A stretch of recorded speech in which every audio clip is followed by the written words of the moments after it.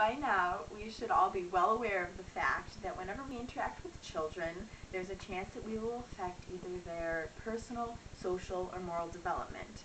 One, two, or all three of these. It doesn't matter if you're at a family party, babysitting, or working at a preschool or daycare center. Regardless of how casual the situation may seem, the kids are learning from your words and your actions.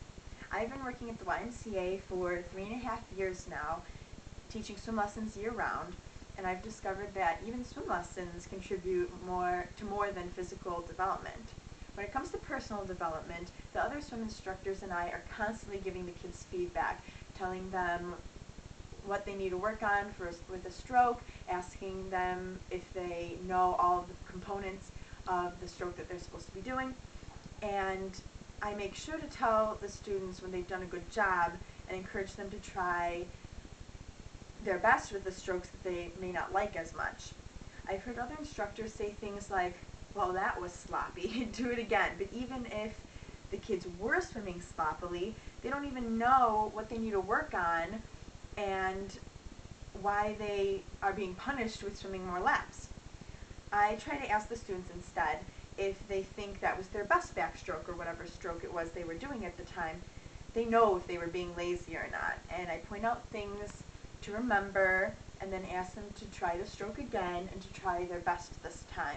Obviously, the kids respond better to constructive criticism and they're proud when I tell them that they're improving.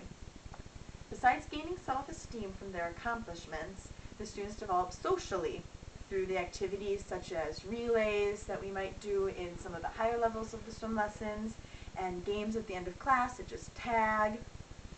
And often the kids in the class get to know each other and they might set up play dates after meeting each other in swim lessons. However, aggressive behaviors do sometimes show up, even in the pool.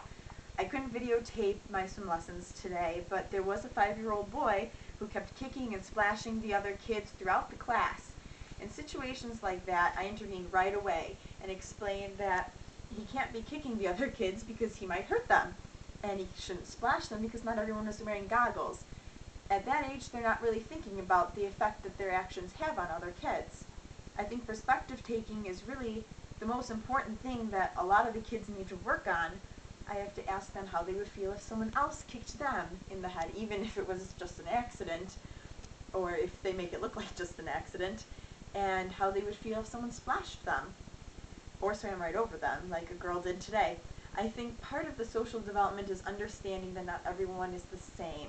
Not everyone can swim the same speed. Some kids are slower, but that doesn't mean that you kick them or swim over them.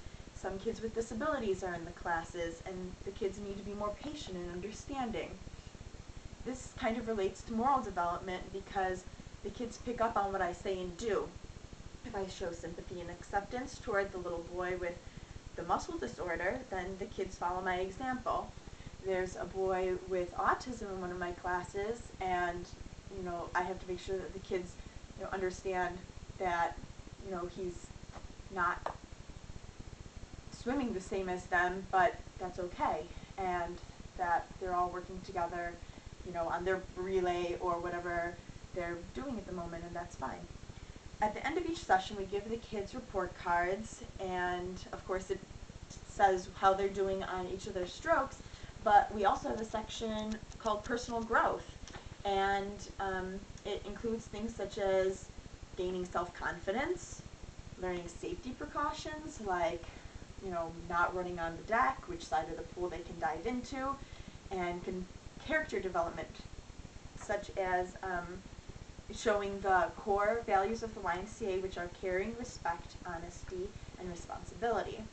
So we ask the kids what a situation might be where they can show one of these values, and it doesn't have to be a long drawn-out conversation. Sometimes I ask the kids while they're treading water if they really have nothing else to think about and it distracts them from what they're doing.